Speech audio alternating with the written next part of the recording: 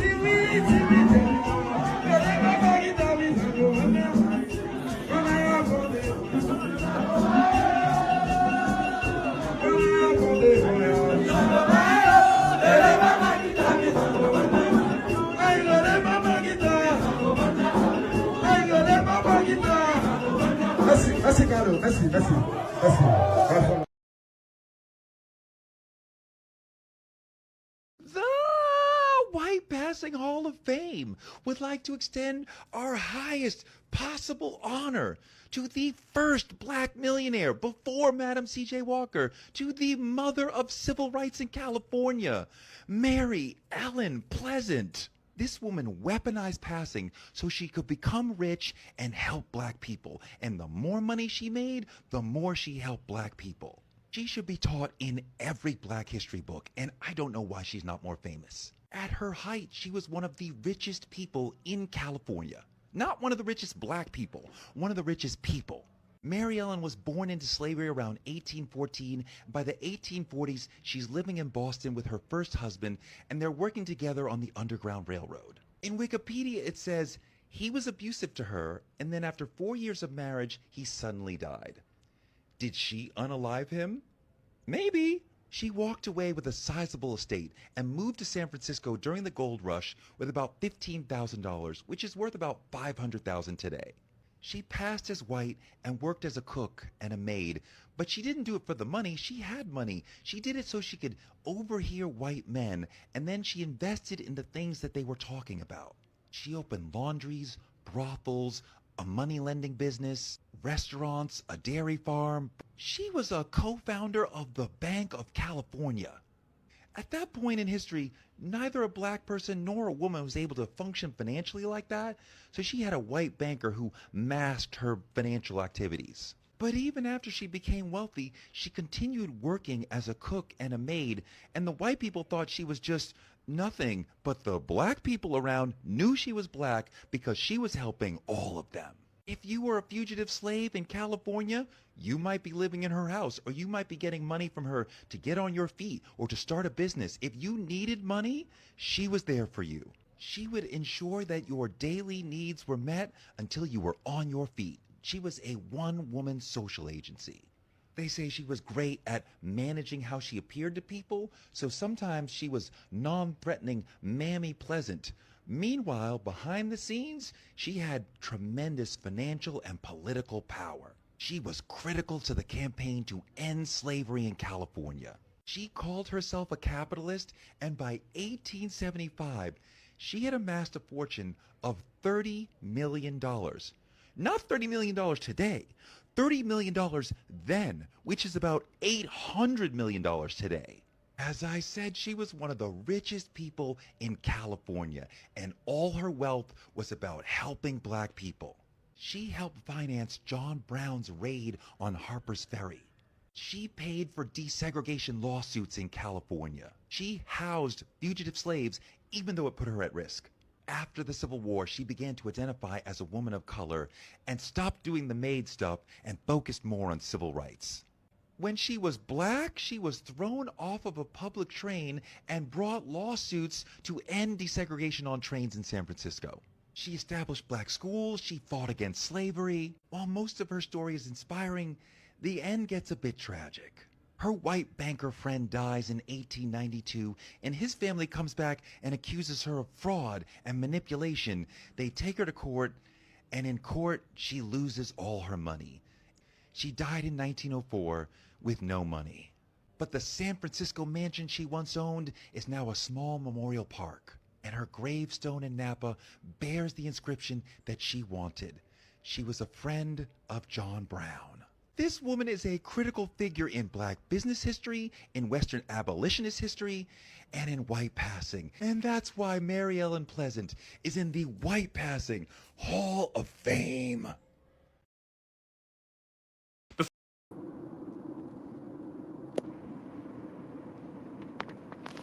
Before 2020, France wielded incredible influence over much of West Africa. But since then, a wave of coups across the Sahel has expelled French forces, and the trend has even spread to long-standing French allies. So what caused this? I'm a former intelligence analyst, now working as a risk and security consultant, and in 1960, France granted formal independence to its former colonies, constructing a new system of control called France-Afrique. By systematically exerting economic, military, and political influence, France effectively remained a colonial power in West Africa, despite no longer holding territory there. The country has conducted more than 50 military interventions in Africa since 1960, mostly favoring long-ruling autocrats who were loyal to France. Economically, France has exerted control through the CFA franc, the currency of the African financial community. The CFA franc is pegged to the euro and guaranteed by the French Treasury. And until reforms were made in 2019, member countries were required to deposit 50% of their foreign exchange reserves with the French Treasury. France has also extracted significant wealth from the region in the form of natural resources and port concessions. Additionally, the French military also hasn't exactly earned the civilian population's respect. They inadvertently provoked Al-Qaeda and ISIS affiliates to increase attacks across the region, killing more than 77,000 people since 2019. In 2021, a French airstrike in Mali killed about 20 civilians, attending what villagers insisted was a wedding ceremony. France focused on killing militant leaders rather than protecting populations or addressing underlying problems. And this caused armed groups to embed themselves in local governance. Ultimately, France's economic exploitation and military misconduct provoked the average person in West Africa to despise France. And in 2020, a wave of military coups began. It started in Mali, where people burnt effigies of Macron while waving Russian flags. I'll circle back to the Russian piece later. Then came Guinea, Burkina Faso, Niger, and Gabon. And by 2024, France was forced to largely withdraw from the region, with their loyalists replaced by authoritarians who hate France. Even democratic countries like Senegal and Cote d'Ivoire have asked French troops to leave. All of the strife in West Africa has presented Russia with a power vacuum that they can take advantage of. They have waged information warfare across the region designed to amplify anti-French sentiment. They conducted disinformation campaigns. They paid African influencers, manipulated videos, and they've also built Russian cultural centers to build positive sentiment about Russia. These campaigns have been successful because the underlying grievances are real. Young people across West Africa have grown up watching their country's wealth taken while they themselves often live in poverty. There's a lot more to this story, but the bottom line is that France abused its former colonial holdings, and Russia is attempting to expand its influence in the region using equally exploitative tactics. Honor and respect, honor and respect, honor and respect. Divine all blessed greetings and salutations. It is another edition of Revolutionary Hoodoo, New Orleans Voodoo Secrets and Recipes. Brought to you by NOIVD, New Orleans International Voodoo Day. New Orleans International Voodoo Day is dedicated to honoring the rich cultural heritage and spiritual traditions of Vodou, a vibrant and ancient African diasporic practice. Our goals include to educate and raise awareness about the history, principles, and practices of Vodou, provide a platform for Vodou practitioners, artists, and community members to share their knowledge, skills, and experiences, to foster greater understanding, respect, and inclusivity among diverse spiritual traditions and communities, to celebrate the contributions and resilience of African diasporic cultures in New Orleans and beyond, to promote cultural exchange, collaboration, and social justice through Vodou-centered programming and initiatives. By embracing the spirits, traditions, and community of Vodou, we aim to create a more just, equitable, and enchanting world. And we continue to invite your participation, support, volunteership, donations, and certainly your continued support and participation of this Monday through Friday, 9 p.m. Central Standard Time, weeknight podcast. Please do continue to visit us for coming updates and information about our third annual New Orleans International Voodoo Day, as well as how you may join, support, participate.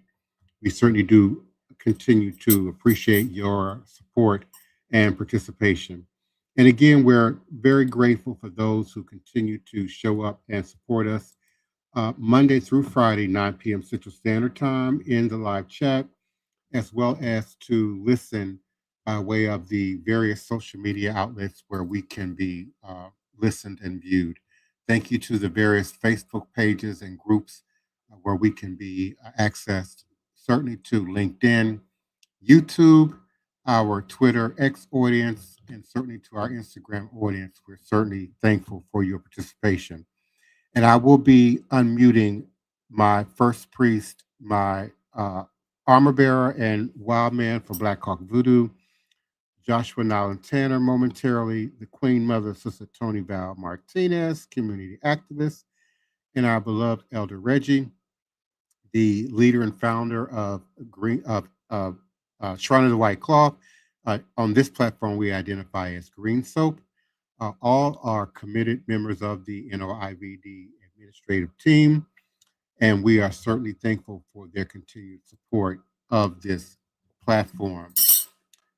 We want to talk about tonight, in the spirit of the day and all that's going on, from the White House to wars and rumors of wars, the power and the ability of retributive magic.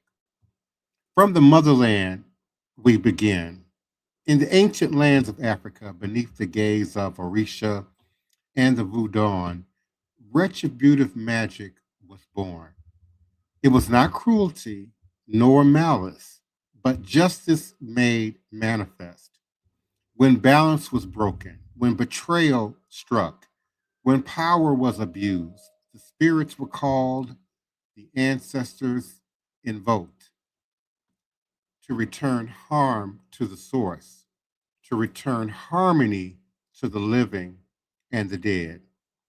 So across the waters we journey, through the chains of the transatlantic slave trade, this sacred knowledge was carried, hidden in memory, whispered in prayer, woven into song. And on the ships of sorrow, retributive magic became resistance.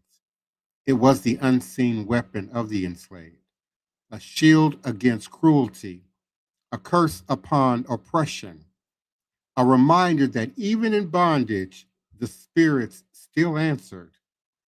And in the lands of the Americas, we rose and still we rise. In Brazil, Candomblé called upon the Orisha to punish injustice. In Cuba, Santeria cloaked the old ways in the names of the saints. In Haiti, voodoo thundered in revolt, and retributive magic became the fire of revolution, breaking chains, toppling empires, proving that the spirits of Africa could never be silenced. In Jamaica, obeah was feared and outlawed, yet it endured, a quiet force of retaliation and protection. And in the North, we continue to endure. In the plantations of the American South, hoodoo and conjure took root. Powders, roots, and gree carried the power of retribution.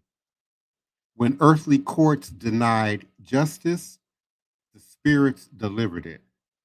Retributive magic became the law of the oppressed, a balance kept by unseen hands. In New Orleans, we remember, here in the Crescent City, Louisiana, voodoo flourished. Gree bags, candles, and prayers to the saints carried the old power.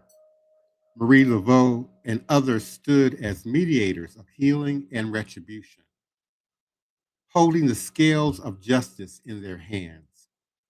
Here, Catholic saints walked beside African spirits, and the power of retributive magic became both feared and revered. And so today we honor, we remember, we continue to practice and inflict retributive magic.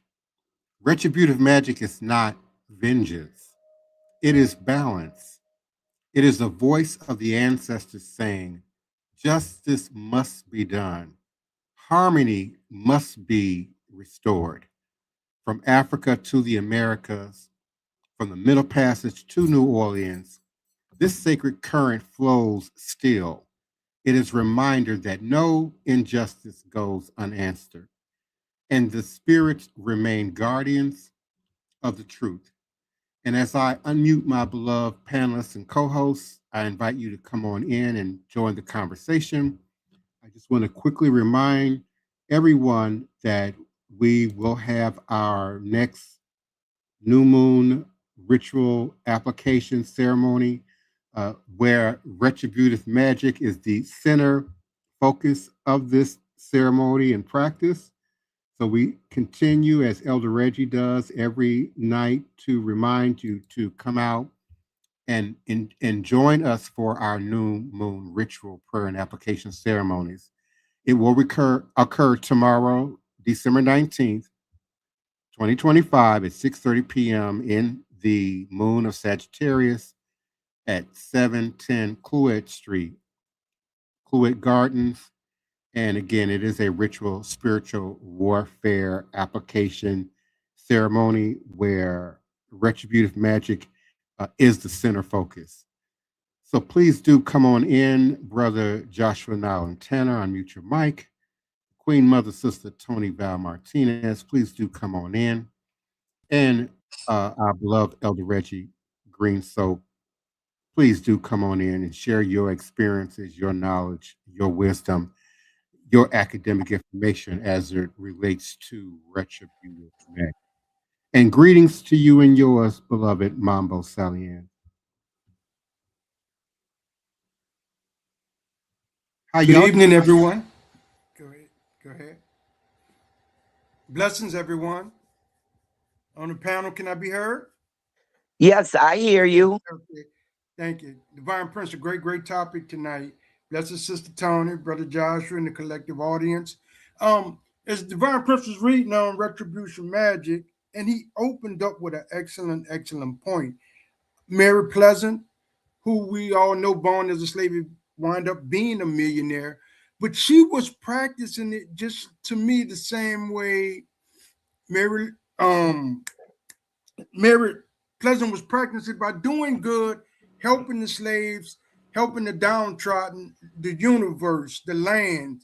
Everything was in alignment to help her, help the slaves, which I believe was retribution from the spirit world. And that is why we honor the land, the water, the air, and the fires. Because when you do that, the forces within these elements see what's going on, and they make a way to bring forth magic, to bring forth blessings.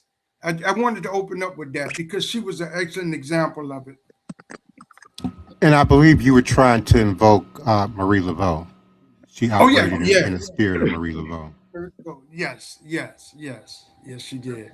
But I had to catch up on her because I knew of her, but when you brought her back up, I was reading a little bit on her.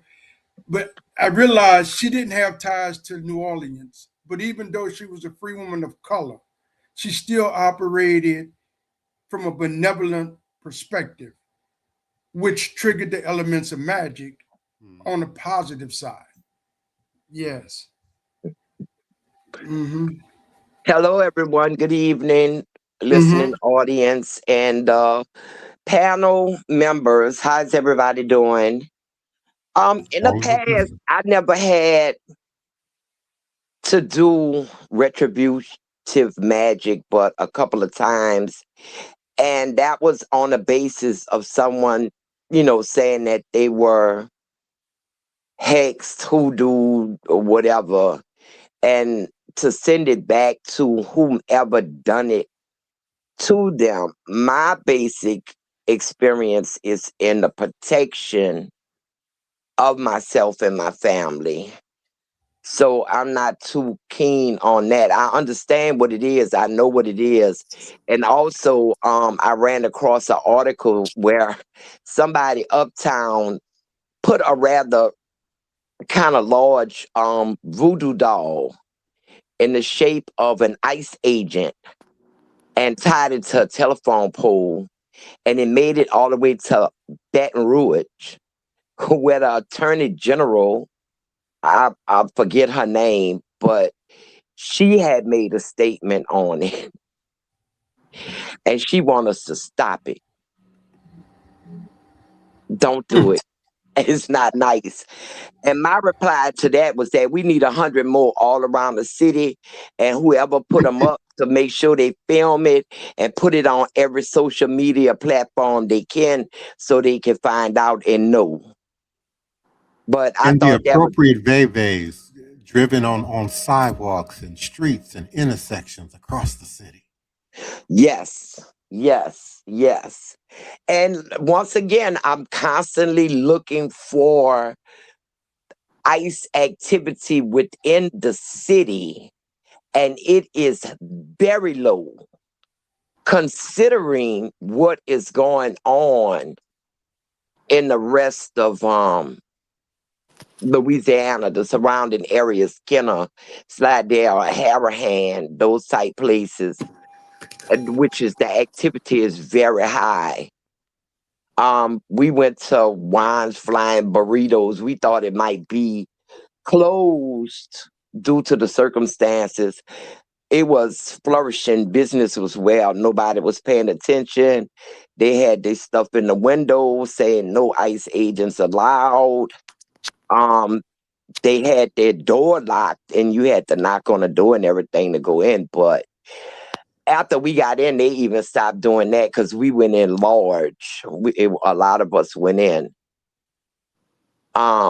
Like 25 of us at one time went in that little bit of space. But I just thought it was very interesting that that picture got the notice of the Attorney General of the state of Louisiana, that they know that that New Orleans means business. So, Yes, indeed.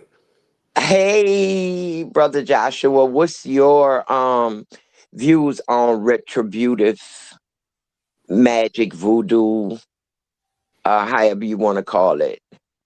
Yeah, how y'all doing today? Good evening, everybody, the listening audience. Mm-hmm. I was doing some research on like retribution magic here in America, specifically through like the Mississippian culture here, which are the mound builders that built a lot of mounds here along the Mississippi River, and the indigenous people that helped with revolution and with wars, the Seminole Wars, and all the wars against the colonial people during that time. They have a deep history of that.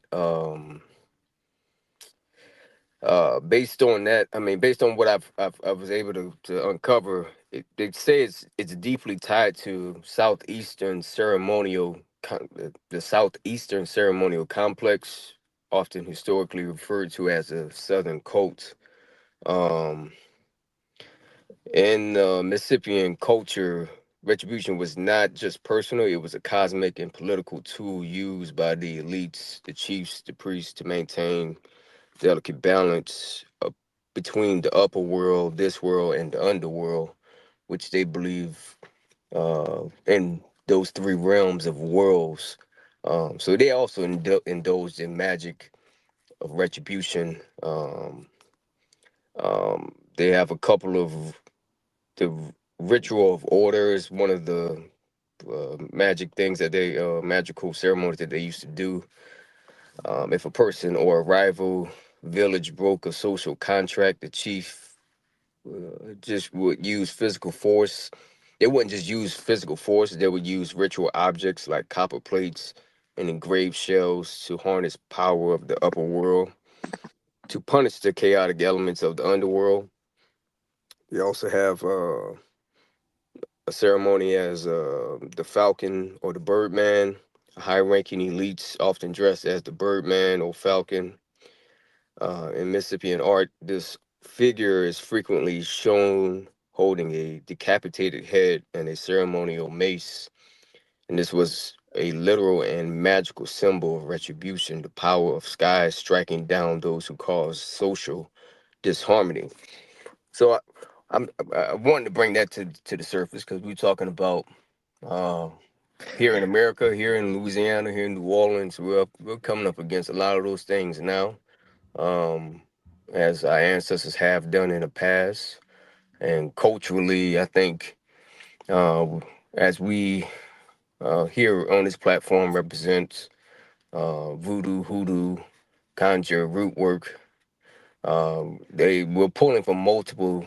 We're pulling from the African and West African traditions, and we're pulling from traditions of all the people that came through this passage and helped with the retribution and helped contribute to that fight. And I wanted to add those things into that, and they have a lot of other different types of magic too, spirit shooting, Right. blood revenge, all types of other rituals that they Mississippian cultures usually utilize to help battle their and even before they went into war, they used to drink this thing called the black drink, that they utilize to cure themselves, and they would throw up, they would vomit this mixture of drink, and it would help prepare them for war and be able to take on what they had to take on in battle. So If I When I can, first, I was just going to add, you know, in terms of spiritual manifestation, spiritual experiences, both those that we sort of invite or invoke or experience, you know, along our journey. My first real proof, evidence, contact with the spirit realm was retributive magic. And retributive magic is not always what we conjure or invoke or ask for. You can just be a righteous person, you know, minding your business, and someone can cause harm, come against you, and the spirits will activate, the ancestors will activate, certainly the creators will activate. Even in the magical book, it says it's better that a millstone be tied around your neck than to offend, you know, or cost, you know, one of my people, one of my chosen.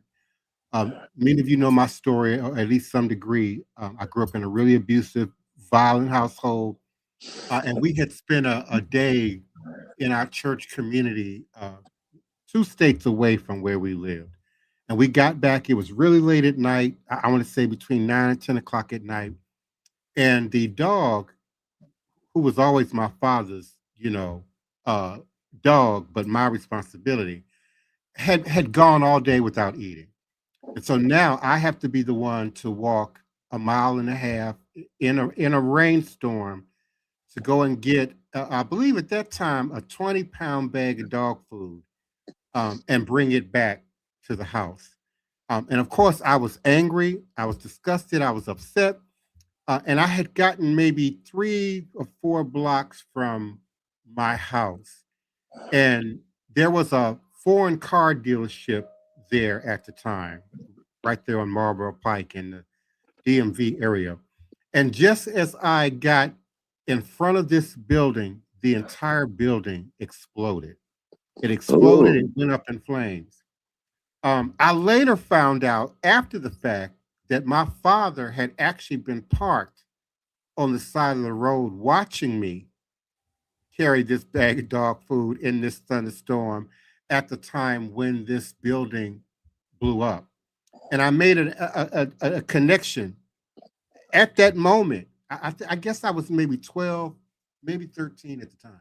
But I made a connection then, in terms of retributive magic, the power of our thoughts, our energy, and certainly the ability of the spirit realm, whether it's God, whether it's your metet or your guardian spirits, or your ancestors, to take retributive measures, even when you don't ask for it, even when you don't invoke that. So I just wanted to add that to the story, Sister Toni. isn't that kind of what we call, average people call karma? yeah, Perhaps, but karma is a far eastern notion with a much more complex dynamic to it. Elder Reggie might have a different take on it. Yes, yes, please, I'll come in. But right quick, just to set a little parameter. It says, but retribution is not always so personal. yeah, God takes divine retribution on humans several times in the Old Testament, especially in the Great Flood that wipes out almost the entire human race, and retribution for criminal acts, usually in the form of prison sentence, is taken by the state, not the victim. And back to when I opened up, let's say with Mary Pleasant, because slavery was the major ilk at that time, and her fighting against it in her own way, helping in people who was downtrodden, giving them the spirits, the divine law, all lined up with her in the form of retribution magic until she became a multi-millionaire. I would say the same thing with Harriet Tubman. as she was moving, help slaves move at night through the Underground Railroad to freedom, she never lost not one, because the spirit forces in the spirit world through retribution magic allowed her to have such a great victory in that. And I believe retribution magic sometimes is happening to us on the daily without some things that we are doing. I think the divine laws, the divine spirits that watch over us intervene a lot of times in our favor, and it comes out as magic. Mm-hmm. Yeah, just So, trying to set so some Sister parameters Toni, to it. karma might more be, you know, what you put out comes back to you. You know, you give good energy, you know, you receive good energy. You mess people over, you know, we like to think at some point, you know, you are messed over. But retributive magic tends to attack and go after specific people, places, things, systems, institutions. And it thrives on and utilizes that negative energy that is first thrown at us in order to facilitate that retributive magic. Mm-hmm. When I first learned of Black Hawk, Mm-hmm. I learned that he was used to get justice and retributive. They called on Black Hawk to do Excellent that. point, Sister Toni. Yeah, Yes.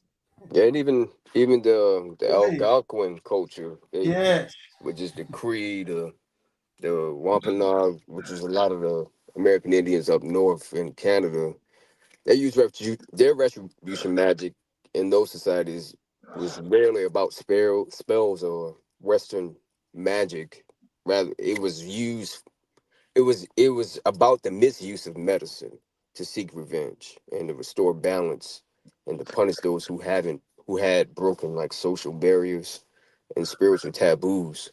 So like Divine Prince and Elder Reggie Mm-hmm. was saying, like a lot of times the retribution comes without from the spirit realm to balance things out and to keep order and to keep things as it should be. And we are the bearers. I mean, those who practice the medicine sometimes are given those gifts to be able to step in and intervene, to be able to alter those things and balance things out. Yep. They recently, as a couple of days, arrested 4 individuals that they said 3 of them had planned a negative event in California on New Year's, and one, I believe, was headed to New Orleans. And they were associated with what has been deemed long time ago the Turtle Island, which is associated with indigenous Native American groups here when Yeah. they took over Alcatraz. Mm. So these people were associated with this group of people. They found a lot of explosive devices and stuff. And some of the pictures that they put up of the 3 from California showed them with the red war paint on their face. Yes, and the one that was coming here, which was, he appeared to me to be a Caucasian guy, but he was in our military, in the United States military. Hmm. And he was headed here. And if you can remember, our terrorist attack will be coming up on, what, a year? Yeah. At New Year's, and they was planning something again, according to the news, according to the FBI, which, sometimes I have to take what they say with a grain of salt. But they've been blasting this all over the news about these 4 individuals. The Turtle Island Liberation Front is said to be a far left, pro-Palestinian, anti-government, anti-capitalist group. Yeah, but the original Turtle Island group was the The ones who took over the Alcatraz. That was in the This group 70s. describes itself as seeking liberation from occupied Turtle Island and advocates for decolonization and tribal sovereignty. And of course, according to the news, they've expressed pro-Palestinian sentiments and urged followers to utilize and carry Palestinian flags to protest. See, that's why I say you have to take a grain of salt with the FBI, because I don't see the connection to the two. If they're gonna be historical about it, what's the connection? Right. What's the connection? And when I first heard, Turtle Island Liberation Front, I immediately started thinking of, this new group of people that are seeking to delineate from Black Americans, Afro-Americans, and we're beginning to identify as somehow indigenous. And that's kind of what motivated me to do more research about who this supposed Turtle Island Liberation Front group was. And that's how I found that other added information.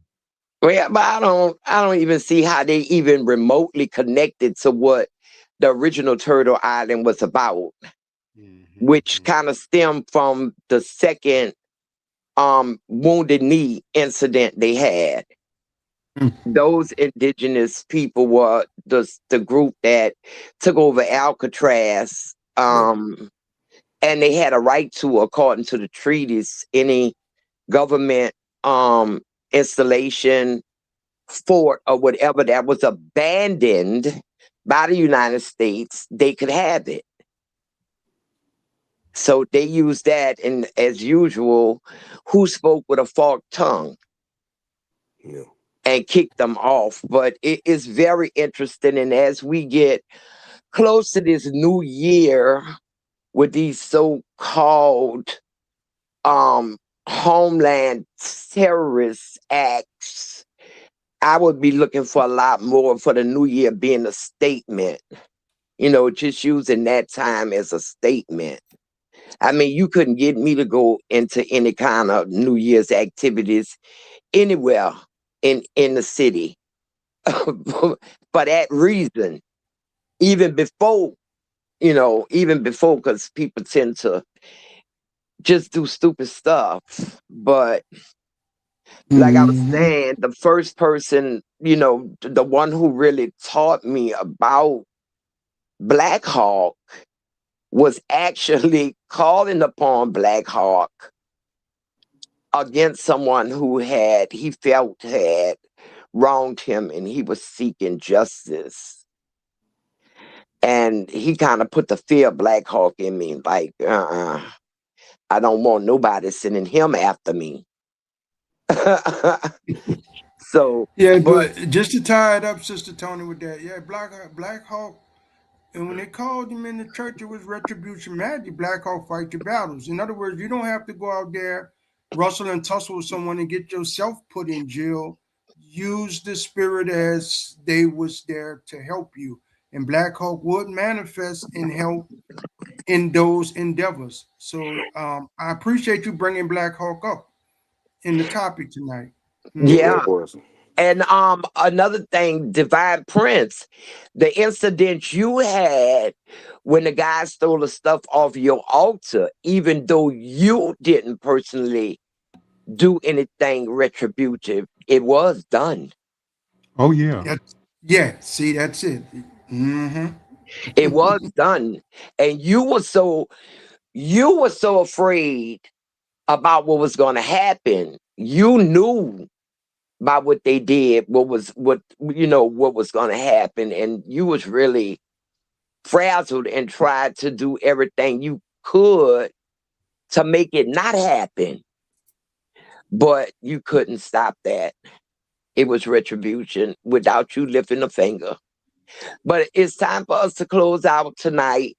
I want to thank everyone in the listening audience for joining us. I'm going to turn it over to Divine Prince to thank our other platforms, listeners, and then Elder Reggie will take over to close us out with the announcements and words of wisdom. Divine. Yes, we're always thankful for our listenership by way of the various Facebook pages, profiles, groups that our link can be accessed from. We're certainly thankful for our LinkedIn audience. We're kind of popular on LinkedIn, and I certainly am thankful for LinkedIn. Our YouTube audience, and we are always automatically archived on my YouTube page at the close of each podcast, and past podcasts can be accessed on my page. And we thank the Twitter X community and audience for our listenership, and we're certainly thankful for those who show up in the chat in Instagram. Bobby Tsunami, thank you. Anthony Murphy, 837, thank you. Leah Tipton, thank you, and thank you for following. Zuki Baby, we appreciate you. Al Her 12, thank you for coming through. Juicy Khan, thank you for stopping by. CGN PDX, thank you for coming through. Crystal and Cream Currency joined us. My name is Flim, my beloved friend. Thank you so much for coming through. Haven't seen you in a minute. And Carnival is just around the corner. Okay. Shay, Sarah, thank you so much for coming through. April 6111, we certainly appreciate you. Ron Horn, video, one of our executive producers, Tyson Horn's beloved younger brother. We certainly appreciate you for coming through. Drea Day, thank you for coming through. Black Dolly, A33, thank you.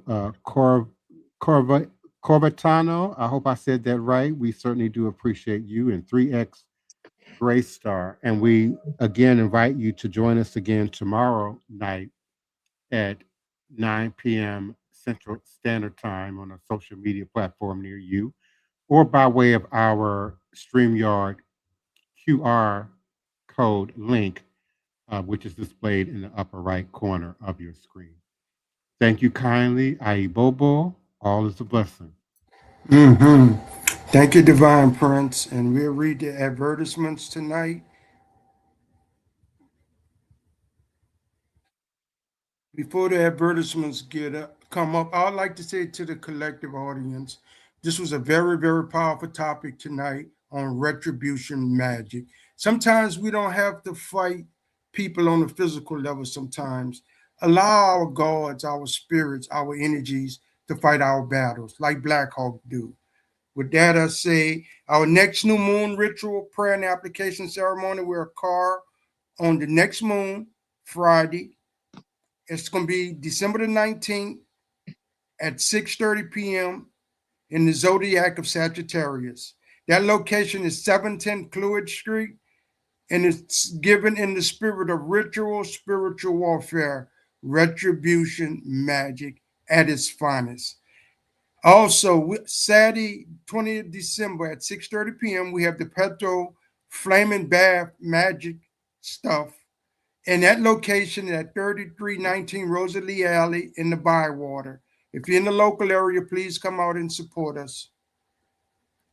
And then the last ritual for the year is Wednesday, December the 24th. It's the bonfire on the levee in Lutcher, Louisiana. That is known as the River Parishes. Thank you. Lest we forget, the spiritual medicine of voodoo brings healing and relief from the shackles of slavery that binds the master and the slave to the same chain of social division. We always and will continue to do the work. With that, I say Ashe, Ashe, Ashe. Good night, everyone. We'll see you tomorrow, and we love you all. Good night, everyone. Look. Good night, Odabo. Поцелуй меня в последний раз, как только сможешь. Теплые закладывают лицо, а я глажу твое, растворяемся где-то. Это наш последний восход, и последний закат, и последнее лето. Поцелуй меня в последний The American race, the Native American race, is me. Not you. Me. Hey, Americans. This is how a real American looks like. You call yourself patriot, but the soil beneath your feet still whispers our names.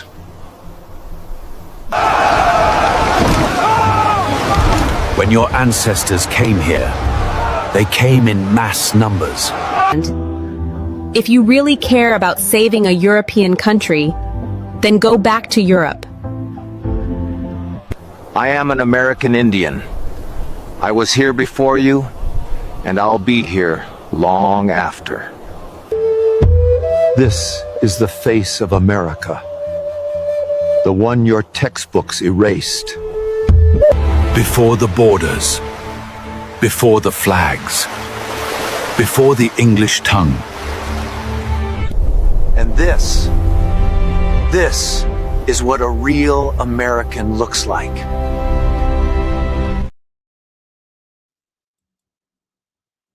My grandmama told me I'm indigenous, period. Said don't ask questions, baby, just feel it in your spirit.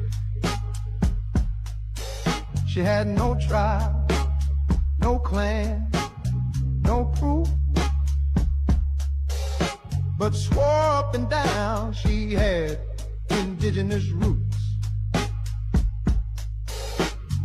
She lit a candle and showed me a dream. Said don't worry about science, baby, that ain't what it means.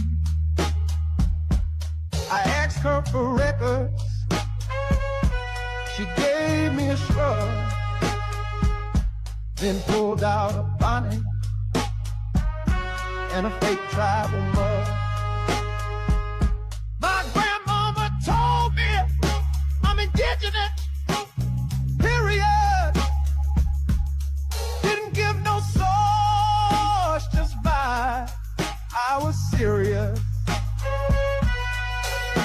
No line, no tongue, no name I could find. Just copper color story and a made up bloodline.